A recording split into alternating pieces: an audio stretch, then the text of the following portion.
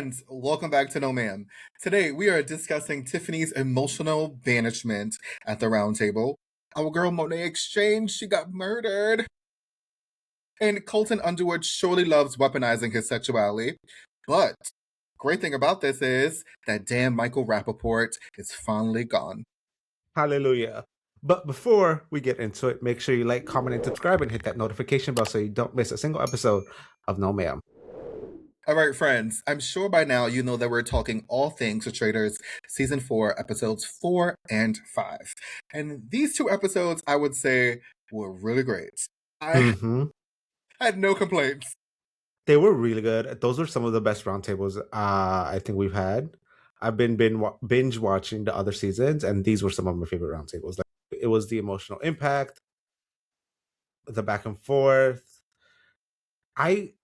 I did not cry when I initially watched it, but then when I was rewatching it, I shed a couple tears in episode 4. Yes. Episode 4, and we're going to get into it when we talk about the roundtable moments, but episode 4 was a really emotional episode for me. And if you know the dynamic between Joanna and myself, I am not an emotional person. It takes a lot for me to get emotional. And there was something about that conversation that just struck a chord with me. And it's funny that you said you've been binge watching the other seasons, because this moment reminded me with Phaedra and some other white guy, and I totally forgot his name, but he was also from The Bachelor. His name is not important in this conversation, but it reminded me about that moment. And I think season 2's roundtable with Phaedra and him, and when she said, "I don't need to kiss your ass for a roach because this is not The Bachelor," that was a moment that I feel like we were just repeating itself a little bit. And so also I think that moment in season 2 is what put the Traitors on the map. So I wouldn't know that because when you get to that season, and also when you get to that episode, you're going to be like, this is what put the Traitors on the map. So shout out to Phaedra, because I don't think nobody was checking for the Traitors in season 1.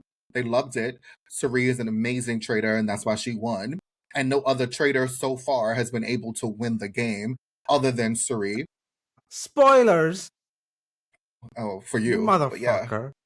No other traitor. I mean, that's kind of, no other traitor has been able to win since then, so far. I hate you. I mean, no other traitor has done it. Okay, that's spoilers. Well, I guess, yeah. Yeah. But you could tell, going into the seasons, you could tell that no other traitor is going to win. This may be the season we get a traitor to win. I'm knocking on this imaginary wood table that I have right here. This may be one, but spoiler for you, no other traitor since Cirie has won. But it's good to see why. It's good to see why. Is. I love how, when you're going through the seasons, you're going to see. What I love about season 1 was that season 1 introduced it, but we had a mixture between celebrities, so those who were on reality TV shows, and people who have never been on reality TV before. That showed us how emotionally draining the Traitors can be. I really think they only did that because they couldn't get enough celebrities to sign up for it. Probably. It's the first season. Nobody knew what it was. But also, I think that showed the emotional toll that the season, the Traitors, the game, takes a hold of you. Season 2, 100% celebrities. I think it's because celebrities understand that, yes, it's an emotional game, but they are playing a game. None of this is real life. Season 3, celebrities. Those, I forgot their names, but the two finalists in season 1, Quentin and Andy, took it so personal when Cirie won. But it was their fucking fault, because why are you gonna trust anyone to that level in a game named Traitors? Why? Correct. You did that to yourself. She didn't do anything to you. You did that to yourself. Listen, did you see the reunion? The reunion pissed me off. I should go watch the reunion. But go watch the reunion. If you think Andy and Quentin piss you off in the finale, they're gonna push you off even more in the reunion episode. But we're not here to talk about season 1. We are here to talk about season 4, episodes 4 and 5. And so we left off we left off episode 3 with the cliffhanger. The cliffhanger was we didn't know who was going to be the one that was going to get murdered. One, I didn't know that this was a face-to-face murder until they said it in episode 4. I don't know why it didn't click to me that they was going to see the traitor's face. And I was like, wait, They until said they it. said it. I don't know why.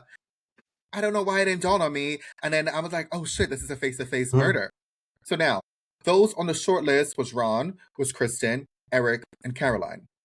I remember saying to you that I Yeah, think it would be really smart to murder Caroline because statistically, it takes the heat away from the housewives. hmm hmm There's two housewives that are traitors. And so if a housewife kills a housewife, it would take the heat off of the housewives because prior to that, all the housewives have said, we're going to stick together, we're going to stick together, we're going to stick together. And we see that Carolyn thought Lisa was a bitch for murdering her. Lisa was so cold in that moment. I lived for it. And then when Caroline was like, I will see you soon, or I'll see you at Bravo or something, she was like, no, you won't. Go I back to died. Dubai, bitch. I Go back died. to Dubai. She was so cold about it, and I lived for every second of it. Yeah, I thought it was really interesting that Caroline only had smoke for Lisa Rinna. Mind you, Rob and Candace was right there. She looked at Candace a little bit. She said to Candace, and then Candace said, because you talk too much. And then after that, it was like, but Lisa Rinna, you bitch. She had she was pissed. Like for some reason, I don't know what happened. It may be some outside things, but Lisa Rinna and Caroline, they have to have some kinds of animosity going on because it was interesting because she just kept coming for. She had all the smoke for Lisa. She was not happy about it at all. And I just loved Lisa's responses to it. Like, she did not give a fuck that she was mad. She was like, "No, you won't. You won't." She's like, "I'm gonna see you at BravoCon." No, you won't. No, you won't. And Lisa was really serious because Lisa does not go to BravoCon anymore. So, so I didn't there's even some know that truth to was a that. thing. Yeah, it's like DragCon, but just for the Bravo celebrities. Just I legit the love same that. thing. But in the breakfast, we see that Monet has the amazing idea to test the faithfuls to see if their stories match up. Because up to that point, they're still trying to weed out who's a traitor and who's not a traitor. But because everyone was stuck to like these faithfuls were stuck to a tree, it's to see, hey, it's more than one person. Let's see if everyone's story adds up. I think that was Now, really smart. that was, and we have to give it to Monet because that was really smart gameplay. So Mm-hmm. Ron is the first one that comes through and he tells a story.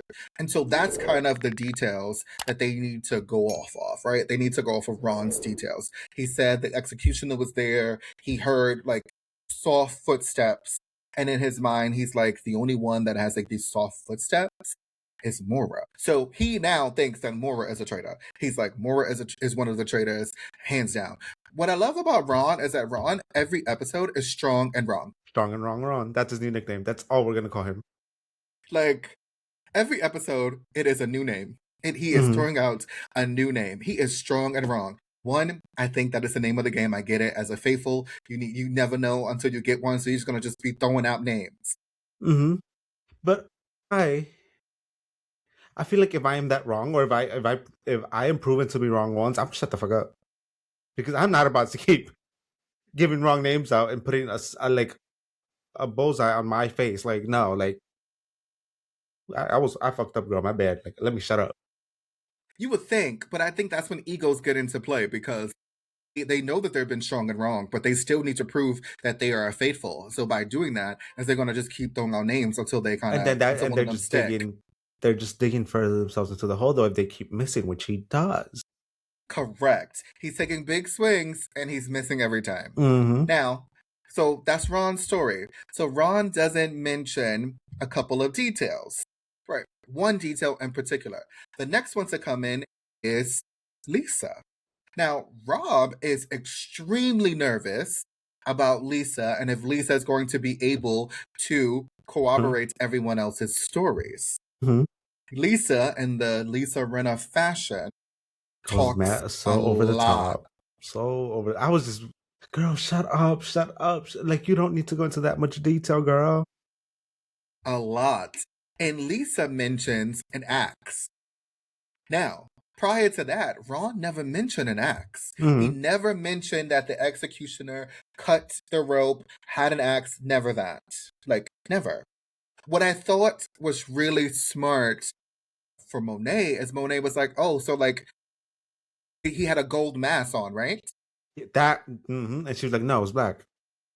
Right. And Monet, because Monét was on to Lisa. Like she I think was, and Monét was that's on what to got Lisa her, prior. and that, Right. Got her murdered, yes. yeah. But I thought that was really smart though, because nobody picked up on it. Monet was like, so he had a gold mask on, correct? And she was like, no, it was black. But Johnny, he asks Colton if Ron mentioned an axe, because he was Yeah. like, well, that's a really important detail to Uh-huh. mention, and why didn't he? But what I thought was really interesting was that Lisa kept talking. I was just, girl, shut up, shut up, shut up. Like, you don't have to go that far into detail, because then it gets suspicious, because then it's like, why do you know this much? Or is it that you're like overcompensating because you know you're the traitor? Like, I was just like, girl, stop. You know a lot of details, but you know more details than the faithfuls. Mm-hmm. So Mm-hmm. in my head, if I was a faithful and Lisa's coming to the table with all these details, I would be like, how you know all these details? Mm-hmm. But the other faithfuls don't know the details. They're facing the same person that you're facing. How are you Mm-hmm. how are you able to know all the stuff that's happening, but they don't? Mm-hmm. Exactly. So then Eric, right? Eric comes in and Eric mentions the axe. Mm-hmm. And so, but in Eric's confessional, Eric said he hears a laugh, but he doesn't want to mention it to anyone. I was like, shit, he got one. We Obviously, all we were thought. proven wrong.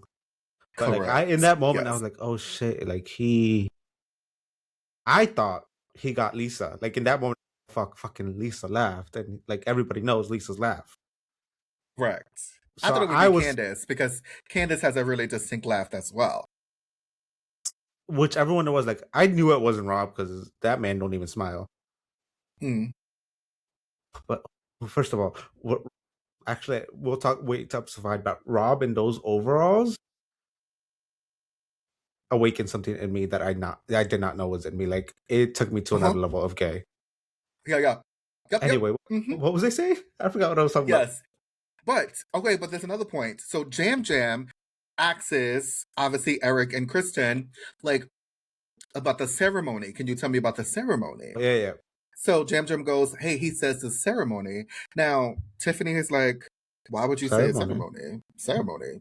Ain't nobody said ceremony. Why would you think it's a ceremony? You have to be a traitor if only traitors gonna think it's a ceremony. Uh-huh. So now Tiffany is looking at Jam, but she's been looking at Jam for the last couple episodes, thinking solidified, 100% Jam traitor. So she pulls Kristen to the side and says, hey, listen, Jam is a traitor. You need to roll with me. Jam is a traitor. On the opposite side, we see that Colton, and I have strong thoughts about Colton, he wants to take a big swing. And his big swing is Tiffany, because he says that Tiffany has been calling the shots, that she has been in control of the game, and that he needs to take Tiffany out. And if he don't take Tiffany out, if he goes out, then listen, if he don't get a shield and he comes for Tiffany, it's over for him. He pissed me off. He did, because one thing I'm just confused as to why he thought Tiffany, like taking a shot at Tiffany, was going to be such a big move. Mm-hmm. Like, I'm confused as to why he thought that was going to be the big move. Because up until then, Tiffany she didn't strike me, as much as I love Tiffany, but she didn't strike me as like a power player. No, I felt like she definitely wasn't somebody that should have been on their radar. No. But Monét tells the car that he's in that Colton wants to come for Tiffany. But Candace is like, no, like that's stupid. Like Candace likes Tiffany, and she's like, no, we need to continue going with Ron instead. And I was like, a part of me, that to me makes it seem like Candace is a really good faithful, because you were trying to protect another faithful who doesn't, and so far in the game, outside of the game, has a really big personality, but inside the game didn't have a big personality. Wasn't taking shots at nobody. Was kind of going with the whole entire group. It would make sense for you now to say, yeah, Tiffany, we need to get Tiffany out. instead of you trying to go for Ron, because you can use Ron as a shield. So the fact that she was trying to go after Ron shows that she's maintaining consistency. And also, it showed that she's a good faithful, because so far the faithfuls in this game have been strong and wrong. Very strong and wrong, except for that one time. Yeah, but I just also don't think that was the faithfuls. I do believe that was the traitors trying to weed out who the secret traitor was, and they felt like it was Donna, and they got everybody to rally around like Donna and got Donna out. But I don't really consider that a win for the faithfuls, because they really didn't do nothing. Yeah, that's true. That's true. To me, it was just the traitors trying to get the secret traitor out. Mm-hmm. That's what it was, and they happened to work, right? They took a swing and they went for Donna, and she was the secret traitor. So since then, they have not done well with getting the traitors out. But we see that this mission, they have to set effigies on fire. But here's the rules. They go into the woods, they have to follow the hanging dolls, and once they find the pretty much the hanging dolls will tell them where the spears are. Once they find a spear, they need to light it on fire, take it to the fire pit, light it on fire, but also they need to shout the name of the person who they want to remove a shield from. So up until this, everybody has a shield. Every single one of these shields has one of the contestants' name on it. Now, whoever they decide to light on fire, that shield gets eliminated, and they're up for murder. They get to be put on the traitors' shortlist. I find it to be really funny, the people that they was going after, because honestly, it made no sense. It didn't. I mean, at one moment, it essentially just became a tit for tat thing. Like, oh, y'all say my name, I'm gonna say your name. It was a mess. It was, but there's also some more context to this, is that each time someone loses a shield, they hear a loud sound. Yeah. It kind of sounded like a truck horn. And then I think that sound was really loud, because when they first did it, everybody was like, what the hell was happening? I feel like, I don't know, maybe I just have a bad TV speaker, but like I was like, what that was the sound? It wasn't as loud as it wasn't, like, but then once I knew what it was supposed to sound like, then I knew. I was like, oh, okay, I get it. It's probably loud, yes. But for each shield that gets burned, they're able to add $2,000 into the overall prize pot. So there's 10 shields, and so that's a max, or it's 10 effigies, so they get a maximum of $20,000 that can be added to the prize pot. Michael, he finds a doll, and he's like, I got the doll, oh my gosh. And that's not what you have to do, Michael. You have to find a spear. It was a funny moment, because it just proved his stupidity, and I love him looking stupid and showing his true self. But I hate talking about him. But like, I know we have to. Yeah, I mean, he's kind of pivotal to these 2 episodes, honestly. Yeah. But he finds a doll, he's waving around, and everybody's like, Michael, no. Did you not listen to the words? Like, did you not listen to Alan? Michael only listens to whatever he says. And yes, Michael. But Colton's team finds the first spear. Monét finds the second one. Mark lights Ron, which makes sense, but Monét lights Tiffany. I was like, why Tiffany? Like, that's, again, I just think that's so random. So Monét's team is running back into the woods, and Tiffany's team is coming for the woods. And so Eric goes, Tiffany is no hard feelings, nothing personal. And so Tiffany goes, I know the fuck they didn't. No, the fuck they didn't like my name. Like, no, them bitches don't, right? And I was like, this is so good. Why would Monét say anything? Like, that was stupid of her. Like, girl, just keep going. Yeah, but Monét wasn't the one who said Tiffany. It was Eric who was the one. No, Eric was the one that said, you're right, yeah. It's not personal. And that's why Tiffany was like, I know the fuck they didn't. And so then we get the amazing moment for Tiffany saying, "On guard," and she's marching. I thought she was going to run. The statue. And way she screams Monét's name when she lights Monét's shield on fire was so guttural that she wanted Monét to hear. She did. But I really thought when she said on guard, I was like, oh, she about to run and like jam it in there. She slowly marched over there. I mean, it was a fierce march, don't get me wrong. But I wanted her to like run full force at it. Listen, when she said Mona, when she like screams Monet's name, I'm like, this is why Tiffany is the comedic relief. This is the Tiffany Mitchell who I know from Big Brother. Tiffany is so funny, but Tiffany is so genuine. She was so pissed. Like, so pissed. So then we see that Michael, he likes Tara. Mm-hmm. And so he's like, what? Like, Tara's like, oh my God, not me. But doing this whole thing, Candace pulls Lisa to aside and says, Monet says your name. Which I thought that was really smart, right? Like Candace is using her relationship with Monet. Monet trusted her to say, I think Lisa is a traitor. And Monet was correct. Monet's instinct so far has been really good. It's been correct. Monet knows how to play the game, and that made Monet a threat. And so Candace, being the faithful, in quotes, that she is, in quotes, right? Because we know that she's a traitor. She goes back and she tells Lisa, hey, listen, Monet is saying your name. And so Lisa's like, Monet gotta go. Monet has got to go. And in my head, I'm like, oh my God, Monet, you do gotta go. But why, girl? Why you just can't just keep your mouth shut until the round table? Oh my God. I was like, damn, Monet. Oh, I felt so bad. But I'm like, oh, she's gone. Okay. At that moment, I was like, oh, she's gonna get murdered. Yeah. And then we see that Tara, she picks Steven, which I'm like, okay, Steven is not on nobody's radar, so I get it is what it is. That wasn't personal.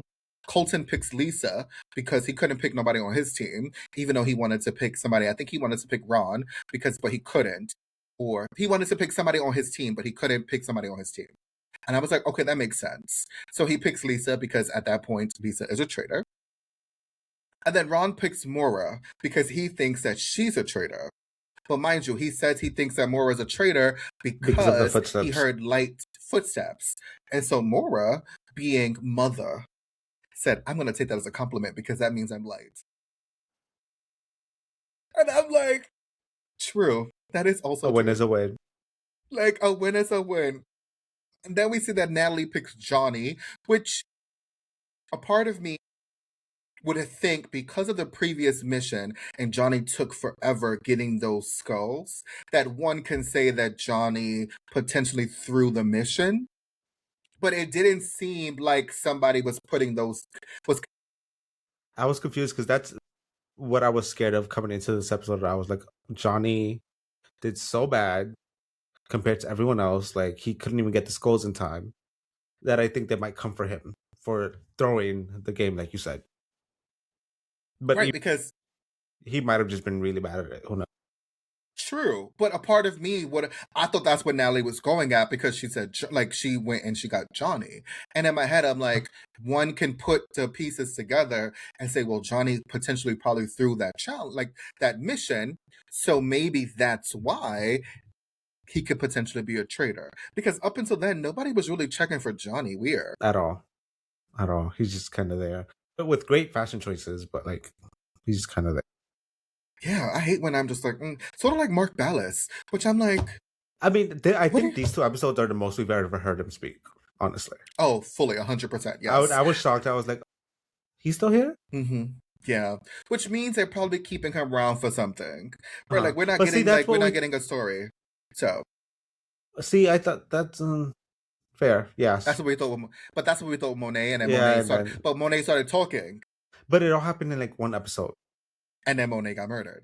Yeah, fucking bitch. So potentially it could be coming up next, right? Like Mark is becoming on people's shortlist and Johnny's becoming on people's shortlist. So maybe like those people are next to get murdered. You never know. But speaking of Mark grabs the last spear and then everybody runs to watch him. Like runs to watch who he's going to do. One, I gave people wanted to like intercept him to make sure that he didn't put their name on the line. But Mark ends up picking Jam Jam. And Jam Jam 100% says, I'm going to get killed. No shade. But Jam Jam is pissing me off. I thought I was going to like Jam Jam coming in here I because he won Survivor and he's queer. He's going up for the big girls. I'm like, oh my God, yes, Jam Jam, do it up. Yes, representation. Jam Jam is pissing me off because Jam Jam is so fucking emotional. And I'm like, bitch, pull He it is very together. emotional. I mean, he's kind of different from me. Honestly, my favorite part of this challenge was the fact that it's something stupid that I feel like most people probably didn't notice, but it's when they were pushing the spears into the target, the bullseye. Most of them were just like detaching it from it, like they weren't actually like spearing it through because they weren't doing it strong enough. But Rob was the only one that was actually able to break it like straight through the middle. I was like, ooh, he can punch me any like that any day he wants. Like, Of course you would say that, you yeah, whore. I know, but like when he did that, I need I need some You water. know how he is in the missions. You know how he gets in He the comes missions. You through in the know, mission. hello. That's why he has no suspicion. His traitor game is brilliant, but Hmm. not because he's so strategic. It literally is because he is flying under the radar. No one Yeah, is suspecting and him. nobody wants to get rid of him because he is literally carrying the missions. Correct. Now, my other favorite moment in this episode was when Jam Jam starts crying. And I'm going to preface this by saying air quotes, crying. Because there was no tears. There was no water. And then somebody, I don't know who it was, either it was Tara or maybe Mora, a guy was like, oh my God, Jam Jam is crying. And they was like, well, pretending to cry. I don't remember that. I don't remember that. I don't remember who said it. It sounded like a female. So it sounded like Tara or Mora. And I think at that point it was like, the one of my moments, and Alan is so shady for this, is when they was running to the target. So it was Rob, Dorinda, and Mora. Uh-huh. And he's like telling the girls to run, to run, to run, to run. And then Mora's like, oh my God, I can't, I can't, I can't. Dorinda is like running. And so Rob goes, you need help? So he picks And he up picks her up. Mora Mhm. and carries And he her. And and then he ran. And he still yes, ran. with Mora on his shoulder. And then Alan goes, what about Dorinda? Dorinda hasn't had a ride in a while. Freaking Alan, you shady bitch. She would like to ride. What happened to Dorinda? Dorinda hasn't had a ride in a while. And I was like, well, in more ways than one. Yes. Mm-hmm. Mm-hmm. Like, in more ways than one. Mm-hmm. Poor But, Dorinda. Catching strays. true. So much. But we see at the end of this mission that they were able to add $20,000 to the overall prize pot, bringing their total up to $90,000. Jam Jam cries, like I said, and then Ron, Tiffany, Monet, Tara, Michael, Steven, Lisa, Mora, Johnny, and Jam Jam are all at risk of being murdered by the traitors. So, back in the car, he sees that how distraught Jam Jam is. Mark tells Jam Jam it was not personal. Like, I'm so sorry. And Jam Jam is like, right now, I don't want to hear about it because I'm about to get murdered. And I'm just like, Jam Jam, you won Survivor. You won a competition where they didn't allow you to shower. You had to pee in the ocean. Like, Get it this together. is like, good girl, get a grip, girl. Like, this is nothing. I'm confused. But Tiffany tells Mora that she like what Jam Jam said. And then Mora is pissed because Mora's like, what the fuck? Like, I never came from Jam Jam, so why is he coming at me? Like, I'm confused. Well, then we see that Colton is really trying to rally the troops around getting Tiffany out. So he's going around everybody, like, I'm taking a big swig. We got to go for Tiffany. Tiffany is the mastermind. Tiffany this, Tiffany that. And then we have the infamous roundtable. Okay. This was a lot. This was a lot. I don't know. It was something about like a white man leading the charge against a black woman and her kind of begging to be saved and being like, I need the money for my child. And then the moment that made me tear up, I am a very emotional person. Like, I'm a Cancer. So when I am upset, whether it's angry or sad or whatever, anytime I feel a big wave of emotions, I cry. Whether it's happy, whether it's anger, like I just cry. Like it's just the way my body releases. Like again, when there's like a large wave of emotions. So I was already like feeling anger, and then that moment where she said, "Don't cry," I was like, "Ooh, hold up." She's like, "Don't you cry," and then continued. Man, that was very emotional. Yes. I text you and I was like, this episode 4, No, like I you lost. said you cried, and then I was like, oh, Yes, I episode lost 4 it. roundtable. Yes, I lost it. So we see that at the round table, and I'm going to get into why I was so emotional in this moment. In the beginning, at the start of the round table moment, Colton comes right away and says, I'm coming for you, Tiffany. Tiffany, you have to go. Like, here's the plan. Here's why I think that you're a traitor. And I understand that's the name of the game. Like, I get it.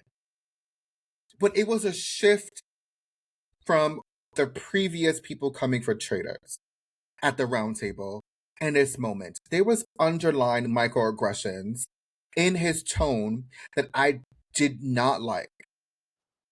And he was never giving her the opportunity to prove her case. Not one time did he give her the opportunity to say, tell me why that you're not a traitor. It was like, here's all the reasons why she's a traitor, and I don't want to hear nothing else because she's a traitor.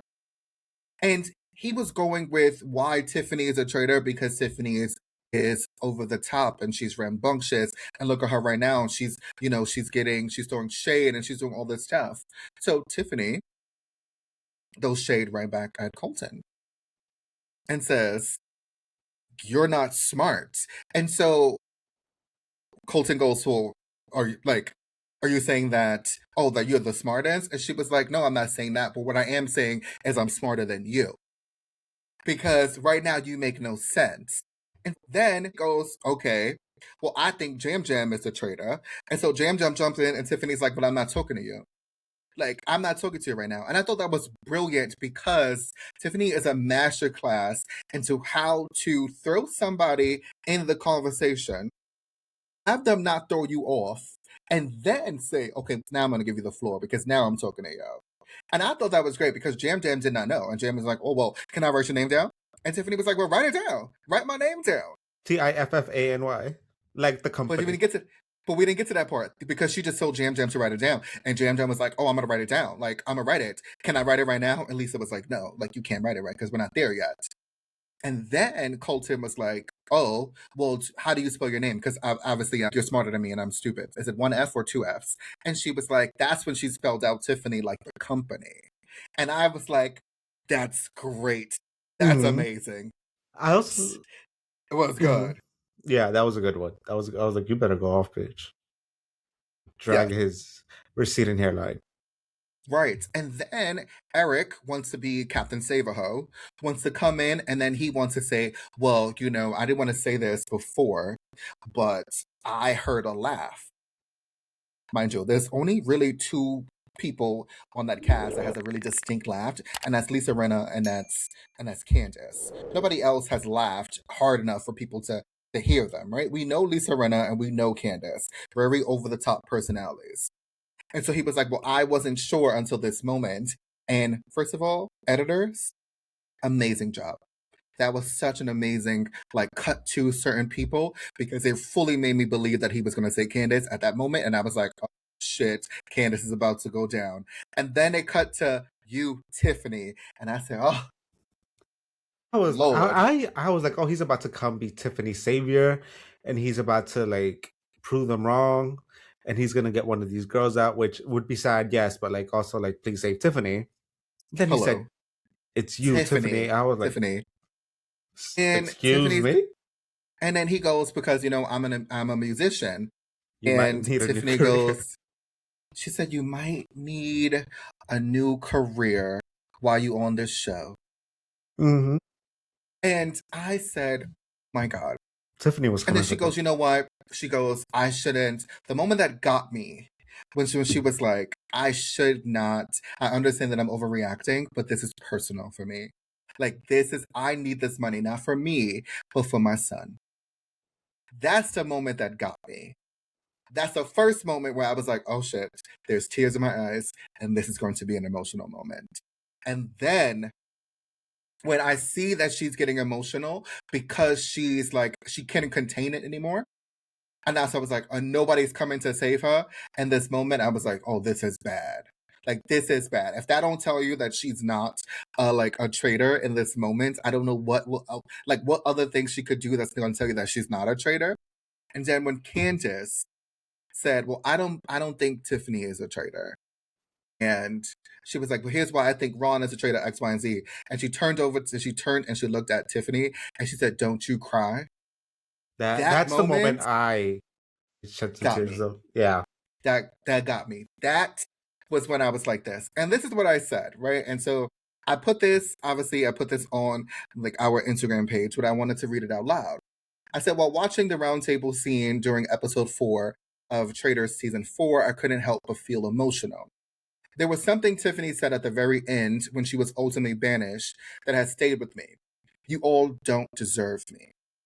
And that landed for me in a particular way. Because far too often, we as Black men and women are expected to shrink ourselves to make others feel comfortable, to soften our brilliance, to dim our confidence. And Tiffany's outspokenness made her a threat at that table.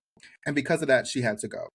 Now, I understand that that is the name of the game. Like, we understand that there's traitors, right? But I think there is something that we also need to recognize the significance of what played out here. And then I also said I will be remiss if I didn't commend Candace for stepping in and coming to Tiffany's defense, telling her not to cry, standing with her in that moment. It was amazing to see, watching two Black women show up for each other in such a raw, vulnerable space was powerful. It was heavy, and it deserves to be set with. Lastly, Tiffany, you were amazing. There's so much marvelousness wrapped up in who you are, and keep shining bright. And the reason why I wrote that is because when she said, you all don't deserve me, there was layers to that. She wasn't just talking about the game, right? She was talking about, like, I'm getting banished because you saw who I was as a threat. And what I didn't like was that Colton had this smug look on his face, is what pissed me off. Mm-hmm.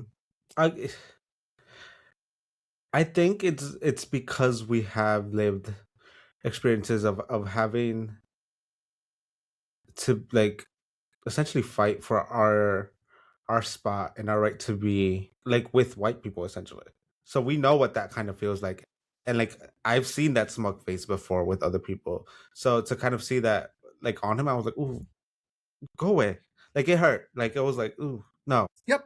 But ultimately, even with Candace coming to Tiffany's defense and everybody there crying at the round table, we still see that Tiffany was banished. And then I put the photo of Eric and Colton so surprised because it reminded me of like two wrong bitches saying exactly. It's always two wrong bitches saying exactly. But that's why I thought episode 4 was an amazing episode. I Yeah. think that banishment at that round table, that was good. That to me 100% solidified them another Emmy. If they wasn't in the contender for Emmy before, that round table got them an Emmy. Mm-hmm. And that spot is really hard for Drag Race, child. Sorry. I'm sorry to tell you. Right, as this current season, yeah. Okay. But then the start of episode 5, we obviously, the people on the short list who got their shields eliminated. I was honestly not expecting Monét would be the one that the traitor selected to get murdered. I No. thought it would once, as soon as, like, Candace told Lisa, and at that moment I was like, Monét, you need to tell other people, you need to be vocal about it, you need to be loud about it, because if you die, then they're gonna say, oh, they were onto something. Yeah. But That's she true. didn't. She just told Candace, and I was like, wow. She did. But at breakfast, we see that Eric is emotional after his actions, that led to Tiffany getting banished. Colton realized he made a big mistake with his big miss with getting Tiffany banished as well. And then Kristen realizes that Colton has been the one that's been whipping votes. And so in her mind, she's like, oh shit, Colton is the traitor because he has been the mastermind whipping the votes together. But then Ron comes through the door and no one is happy to see him. Like, it is I a felt so vast bad. difference It is, between yeah. when other people come in and when Ron comes in. I felt so bad. Like they really don't want him in there. And his response to being like, the best way I could describe it is like tepid applause. I was like, oh, poor thing. He does not So deserve now that. I've been seeing a lot of discourse online that said people feel as if Ron is being bullied. Do you think Ron is getting bullied? I don't know. I don't know if I would necessarily call it bullying, but I do think they, like I said, like if I was wrong, I would just shut up. Like I would not say anything, and I don't think he's doing the best at that. So like he's just kind of putting a target on him a bit. I don't know if I'd call it bullying. Yeah, I don't know if I call it bullying either. I think he has isolated himself. And I Mm-hmm. think he's isolated himself on his own volition. And I Mm-hmm. say that is because he has not done anything to really prove his case. Nobody trusts Ron because Ron associated himself with Donna, and Donna was a traitor, so that was his first mistake. And then after that, Ron has said technically the first mistake was the banishment of Portia, and he got that way wrong, and everybody was looking at him like, oh. And then the second mistake was his alliance with Donna, With and she ultimately was a secret traitor. And then after that, Ron has been strong and wrong. Ron just be throwing out names that make no strong and wrong sense. Ron. Like this episode, Ron thinks Dorinda and Michael. I Last was episode, it was Mora. that boy needs to shut up. Boy, you have said every single wrong name. Like, calm down. Like, I mean, hindsight is 2020. So I guess looking at this as a viewer, because he is, right, looking at himself, every episode you are throwing out a wrong name. That has got to tell you something. But when you're playing the game, you don't realize that. You're just trying to like throw out names and see which one sticks. I get it. But I'm sure him looking back at the TV show, he like, damn, I was stupid. Like I was wrong all the time. Mm-hmm. All the Like time. all the time. Like I think statistically, he may be the worst faithful ever in terms of trying to get a traitor out. Oh, poor thing. Mathematically, poor thing. He done Huh? said the wrong name every single episode. Mm-hmm. Mm-hmm. Like Shut up, every Ron. episode. Love you, but Episode shut up, 6, girl. I guarantee you, episode 6 is gonna be a different name. He gonna be like, it's Steven. It's gonna be the most random names because Who's Dorinda and Steven? Michael, Steven. Who the fuck is One Steven? Tree Hill, Laguna Beach, Steven. Exactly. That's crazy that you don't know who he is. There's a Steven in here? There's a Steven. Yes, there is a Steven. Steven Coletti. There's a Steven. But anyways, so he's the one that don't say anything. The dark hair. correct. Uh-uh. All right. But Lisa thinks Ron has to go because at this point she's like, I'm over Ron. Like Ron has to go. Like he's a liability right now. We got to get him out. Tara, on the other hand, she's disappointed because she cannot figure out who a traitor is. Same girl. I'm disappointed too. And as much as I love my traitors and I'm rooting for them to win, I'm gonna need y'all to get this shit together. They're so bad. They are so bad. Like Even like who has guessed correctly? Monet guessed one of them correctly, but she didn't tell anyone except one of them. mm-hmm. Wasn't somebody saying Candace too? If I'm Nobody not said mistaken. Candace. No. Nobody said Candace. But everybody has been saying Lisa. Well, yeah, this episode everyone's like, oh, it's Lisa, it's Lisa, it's Lisa. I'm like, oh fuck you, girl, you're about to get eliminated. Next episode, Which you I think gone. something's gonna happen. I honestly think that I think Lisa is gonna turn on Candace. In my heart of hearts, I 100% think that Lisa is gonna turn on Candace. Especially the way she murdered. Yes, right. Just to get the heat off of Lisa, because Lisa Rinna is that type of person that Lisa will she will turn on you. Lisa will turn on Harry Hamlin if it meant that she was going to win the Traitors. I don't know about that. That's taking it. She loves her Harry Hamlin. Yeah, but she loved Lisa more. Remember that she loves Lisa more as much as she loves Harry. She likes Lisa more.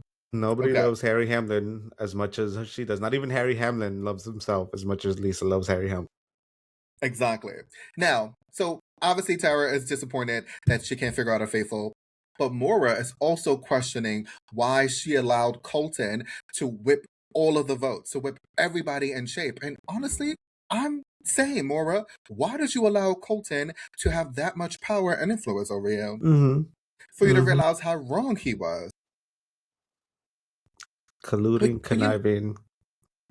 Commiserating. That's the word I was looking for.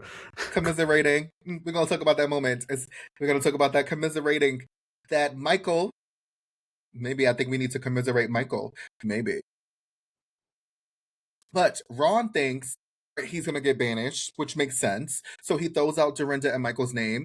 Again, I told you it's another person, another person, another person. But Kristen pulls Candace to the other room and says, "Hey, listen, it is Colton. Colton, I didn't want to say anything, but Colton has been the one that's been whipping all the votes. Colton has been the mastermind. Like, we have to get Colton out." And I was like, okay, Kristen, waking up. Okay. Mm-hmm. I'm excited to see this new evolved Kristen and see what it brings. Mm-hmm. Okay. Now, on to the mission. So this mission, there is 8 missing statues around the castle. The cast need to retrieve them and set them into their rightful place. Now, to locate the statues, they must search the fountain for coins. With that dirty-ass water, it looked like, oh my God, it was so turbid. And it was red. It looked like blood. And I'm with Candace. Candace said, listen, if I go in here, it's look like I'm going to get a yeast infection. Who is going to look out for my coochie? See, I think they were over-exaggerating. It was very obviously just dyed water. Like, I really don't think they put, like, dirty water in there. I think they just dyed it, which hence why the tarp was in there, so it wouldn't damage the statue. Like, the dye wouldn't, like, seep in. So I was just like, girl, just get in there. You saw a tarp?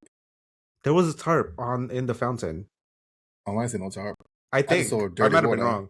But I'm pretty sure there was, like, a tarp, like, a plastic in the fountain. So, like, my guess is the dye wouldn't damage the water. The dye wouldn't damage the fountain itself. I mean, that'd be smart. But, so yes, so they have to search the fountain for the coins, and the coins will reveal the location where the statues can be found. Once all 8 statues are in place, they must turn the wheel, and that is going to bring the statue to life. Now, they have 30 minutes to do this challenge, and they can potentially add $16,000. But Alan tells them that hidden along the statues are shields. And if no one takes a shield, they will stop the murder for that night. But if anyone takes a shield, there will be a murder. Would you take a shield? With this particular set of people. Would you be the one to take a shield? Like, do you think any one of these people took a shield? Because we don't know. We don't know. Alan's not going to tell us. My biggest... Well, actually, no, I think they kind of ruled it out already. But, like, Colton would have been my biggest guess of the one taking a shield. True, but Colton was in the group with Lisa and Candace. And we know that team didn't take the shields. Well, because we saw that team. They think they didn't take a shield. But remember, in the turret, Candace and Lisa both said that Colton didn't. So why would they lie? They think. I mean, for all we know, he could have turned around or something and just snuck one in without them watching. I don't think so. But he would be the one who him and Michael for me would be the biggest suspects of taking a shield. I think it would probably be either Dorinda or Natalie. Because at the end, you saw that like the last couple of statues that they had to get, it was 4 shields. The ones in the beginning, there was 1 shield, but the ones at the end, there was 4 shields. There's 4 people in a group. There's a shield for everyone. Mm-hmm. We see that Natalie and Dorinda were both contemplating on the shield. Natalie brought up some really good points. She goes, but we don't know what the other team is doing, so we only can protect ourselves. Yep. And she's like, in this moment, we can protect every single one of us. And that was right. True. But I hate that they didn't tell us. I want to know. Right. But my thing is also, when I was thinking about it, because this is me putting my analyst hat on, if Michael took a shield and Michael ultimately get banished, which he did, that means the traitors can still murder. No, because he took a shield. No, but he took a shield, therefore they can still murder. Even though he got banished, he still took a shield. Yes. Even though the shield is no longer in play, they can still murder because Michael took a shield. Mm-hmm. Mm-hmm. So that's where my head was when I'm like, regardless if Michael gets banished with a shield or not, he didn't get murdered. The shield is only for murder. The shield is not for banishment. So I think it would have been really gaggy if he had taken a shield and then as he was being eliminated, like pull it out and be like, good luck, bitches. Because now you're going to get murdered. That would have been gaggy, but I don't think Michael is that smart for that. No, we know he's not. fucking commiserating.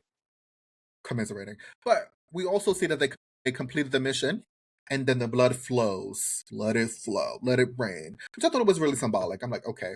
So they was able to add $16,000 to the prize pot, bringing the overall total to $106,000. Uh-huh. Alan doesn't reveal that if anyone took a shield, because why would Alan let us know that? Like, no. That would be too good for us. Conniving, Lisa, commiserating Alan. commiserating. Lisa brings up Harry Hamlin because, of course, right, there's this, like, duh. And then Stephen and Dorinda are talking, and I forgot what room they were talking. And then Ron comes in, and everybody goes quiet. Crickets. You can hear a pin drop. Mm-hmm. Nobody wants to talk to Ron. And I think that's why people were saying that Ron is getting bullied. But I don't think it. I just think that nobody trusts him. Yeah. He's been very wrong about everyone. I would not trust him either, I think. I would feel bad for him. And like if I feel bad for him, I'd probably like I'm gonna go talk to you, but at the same time I'm gonna be like calculated and be like, I can't get too close to him because if he is a traitor, then they can think I'm the traitor. Right.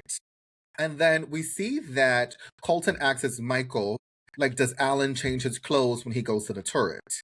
And Michael is like, there's a pause. Michael was like, why would you ask me that? And then everybody's like, but you paused. Uh-huh. And Michael's like, but you're the traitor. Like, you are disgusting. You're the traitor. And so those two are going at each other. At each other's throat, like screaming. Like in this moment, all I could think of, I don't know if you've seen, there's a clipping going around social media recently of Donald Trump. I forgot where he was. He was somewhere. And somebody yelled at him. When he was like, in Michigan and he said, fuck you? Yeah, because they were like, you pedophile protector, or whatever they said. And then he just like retaliated. That's what that reminded me of. And like for the rest of the episode, I could not unsee him as Donald. Wait, who? Colton or Michael? Michael. I thought Michael was Donald? The way he was screaming left and right, even though he was so wrong. And colluding, that's like Donald Trump's favorite word. Collusion. So I just could not unsee Michael as Donald Trump. And then him be like, I'm the most beautiful, or whatever, the dopest. Gag. Yeah. What Michael does in this episode, Michael says that he is self-aware. So he understands that he can be a little off-putting. And I thought that was good because the first, step of recovering from the problem is admitting that you have a problem. Recover. So, but at least he knows that he is self-aware, right? But then doesn't it make it worse because you're not doing anything to better yourself? If he's 100%, aware, which is why he's problematic. Yeah. Like, hands down, he's problematic for that reason, because he is self-aware. Okay. Then, Candace, right, so is at the round table. So Candace opens it up and asks him what happened with the shouting. And so Michael tells the group that Colton made Tiffany feel so isolated, and he has a problem with that. And that's what makes Colton a traitor. And so that's when we get the conniving, colluding, commiserating Colton. And he kept saying it. He kept saying it. Kept saying the alliteration. It just kept going at Colton with all of the C's. Uh-huh. And then he says that if anyone is able to keep a secret, it will be you, which is why you're a traitor. Now, to that point, Colton says, oh my God, yeah, because, I've been in the closet for 29 years. So, of course, that's what you're saying. I have thoughts. And here is my thoughts. He's 29? He said 29 years. So he was in the closet for 29 years. Doesn't necessarily mean that he was. Because I thought that was him saying he was 29. I'm like, ooh, girl, that's a rough 29. No, he was saying that it took him 29 years to come out. Okay, so he's okay.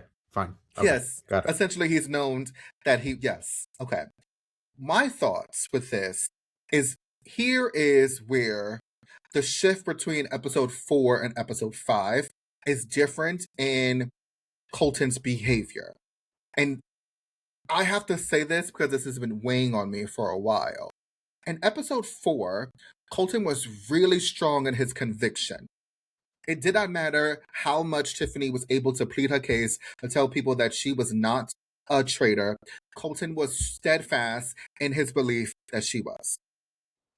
Now, episode 5, all of a sudden, he's the victim. And now he needs to weaponize his sexuality because Michael is coming for him being in the closet, which I am not a Michael Rapaport stan by any means, nor am I a Michael apologist. I have the know-how to criticize Michael for being problematic. In that moment, Michael was not coming for Colton's sexuality at any moment. And the fact that Colton used that as an opportunity to now play the victim bothered me because that is what he does. And I think that's what white people do. And I don't think they realize that, right? They be the first ones to be Karens and Chads. And then they go out and they do this and they're always in somebody else's business. And then the moment they get called out, they then become the victim. You are doing this to them. And I never understood if they fully realize that they do that. Because in this moment, he now became the victim, and now everybody needs to come to Colton's defense. Colton is not like oh my God, like he's the poor, helpless person, and Michael was coming for him because Michael's homophobic. No, Michael was coming for him in the game, saying that you were able to hold a secret.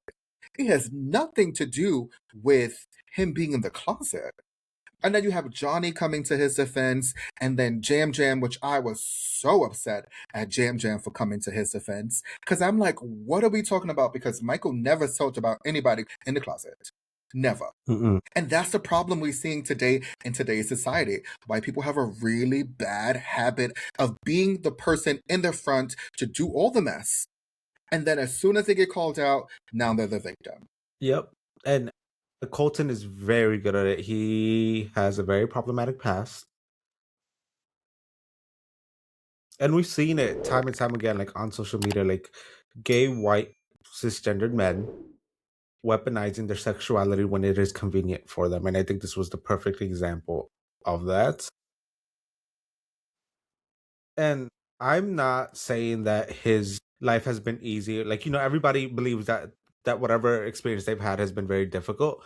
But in my view, from my point of view, his coming out, as much as yes, it was difficult for him because he was a professional athlete and whatever, because it wasn't done in the public eye, he was embraced with open arms when he came out, right?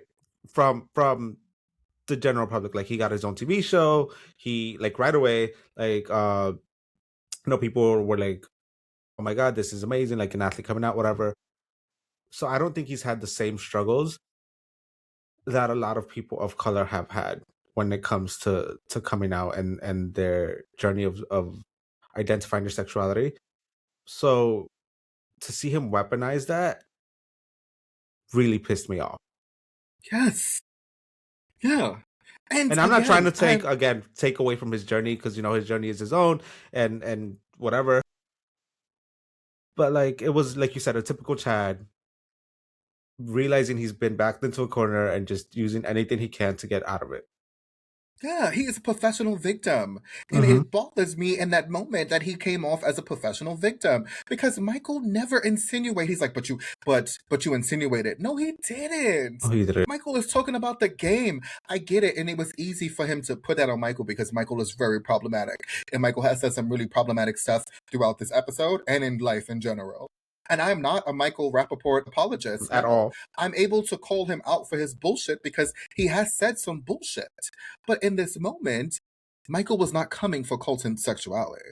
And the fact that he made it to a point where they made it seem like Michael was coming for his sexuality in the game, I left a bad taste in my mouth, especially how full force he was going for Tiffany in episode 4. Now all of a sudden, you're the victim in episode 5? Bullshit. It was him literally trying to pull that out to save himself because he knew he was in the wrong in the previous episode.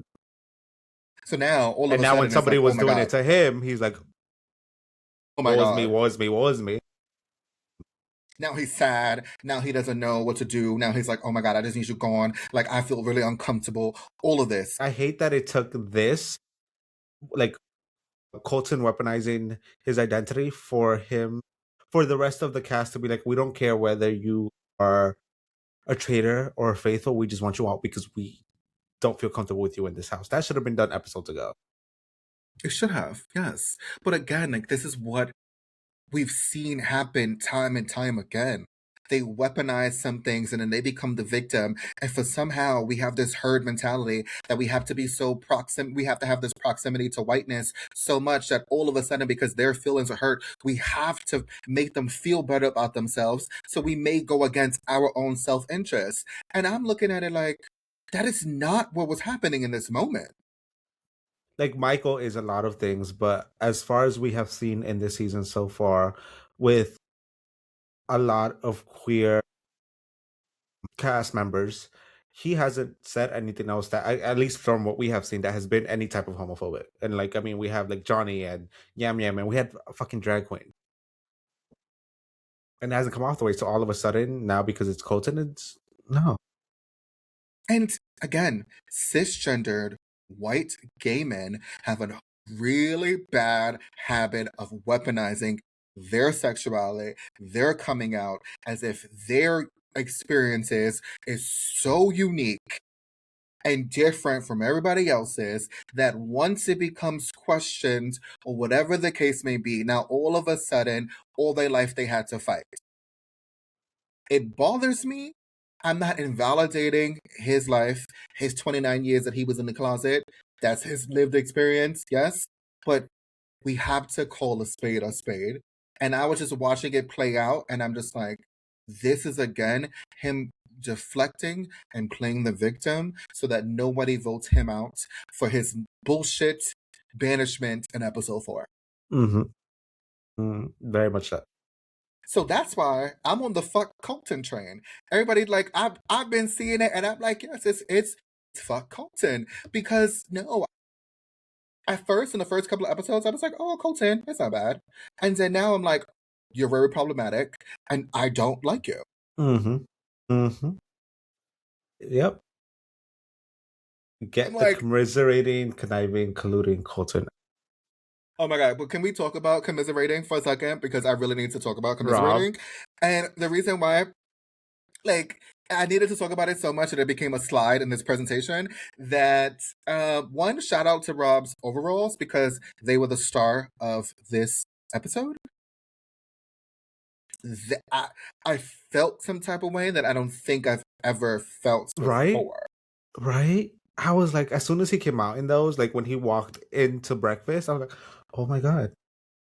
This is reawakening my gayness.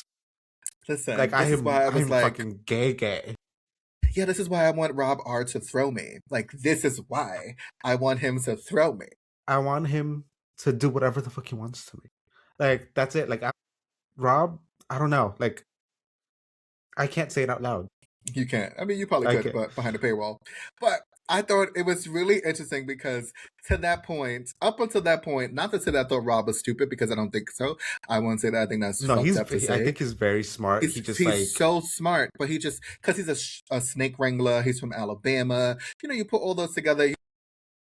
Historically, it doesn't really come off that way. And he's quiet, he seems very reserved, but he was like, oh my god, commiserate means to feel sorry for someone. Like, and then that is a horrible impression, by the way. It really was. And then so Michael's like, no, it doesn't. He's like, yes, it does. It's like bothering me. It's like bothering me. Like, he's like, oh, I had to. Girl, I'm just letting you know now, you would absolutely lose the snatch game. Oh, fully 100%. Yeah. Like, no.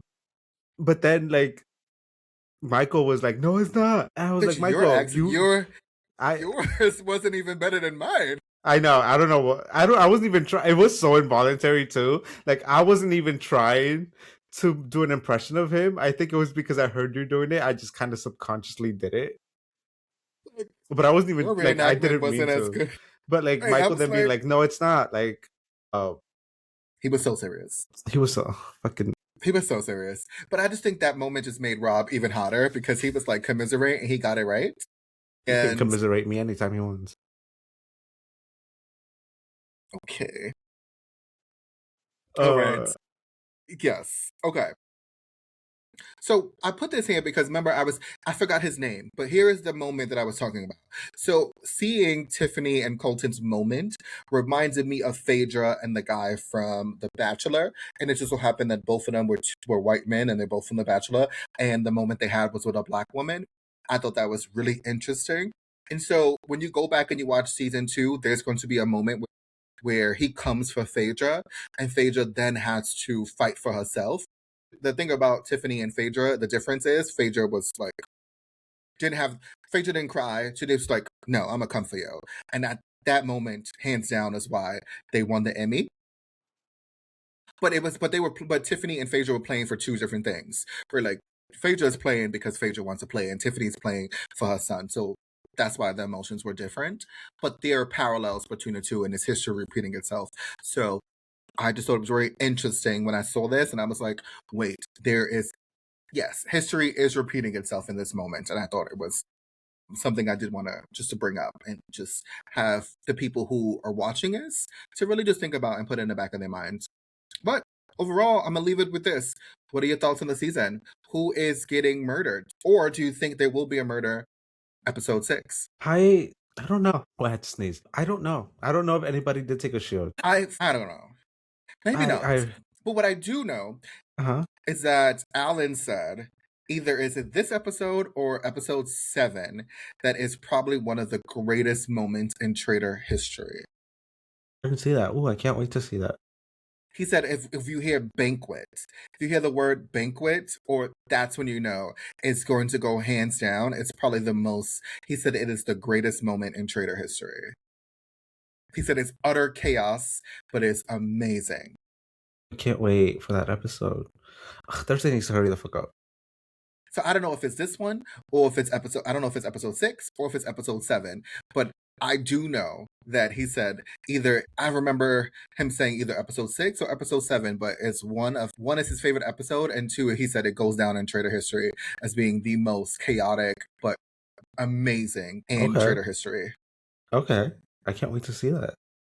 Which means that there'll probably be some traitor on traitor like action happening. And then I remember Candace saying that somebody will be getting cussed out at the reunion. So you think Lisa's coming for Candace? I think Lisa is going to come for Candace, and I think Candace is going to let her have it. Ooh. Or either that, or somebody will come for Lisa, and the other traitors are not going to have her back. It's either that. But I fully feel like somebody is getting cussed out by Candace. People think it's Portia, but so far, Candace was on Portia's side in the season, and still has been on Portia's side throughout the episodes, even though Portia was banished in episode 2. So I don't think it's Portia that's going to get cussed out. Maybe afterwards, because Portia's a hot ass mess with her mouth.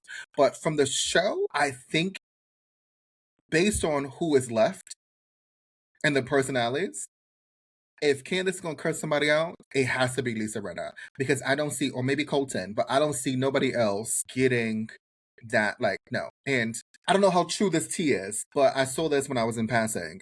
Apparently, Candace doesn't follow Rob anymore. I saw that she apparently doesn't follow Rob. But Lisa still follows Lisa. Rob. Yeah, but then I saw somewhere that was fake, and that or not that it was necessarily fake, but that Candace had just spoken about them or something on their podcast or something, and I don't know. I saw something that kind of disproved this. So I just kept scrolling. Okay, fake news. So I was like, I don't know, but I honestly feel like for Candace to say that somebody's getting cussed out at the reunion, that is going to be big, and then for Alan to say that the banquet is one of the best episodes in Traitor history. I'm putting 2 and 2 together, but I could be I could just be reading too much into it. I kind of want Candace to curse me out. Oh my God. I mean, she will curse you out, and you have to think about it. She would curse you out. And that'd be legendary. Candace, you heard that. Johnny wants you to cuss him. Let me have it. Make pretend I am Colton or whoever else you want to cuss out. She's going to be like, okay, neck. Okay, ankles? Not today. That's what she's going to say. No, not today. Okay? But, friends, there you have it. That has been our recap of The Traitors Season 4, Episodes 4 and 5. Comment below who do you think is getting murdered, if a murder is going to happen, and who's going to be banished next. And are you just excited about this chaotic episode about The Traitors as much as we are? Comment below. As always, make sure to like, comment, and subscribe. Hit the notification bell so you never miss a single episode of No Man. Bye.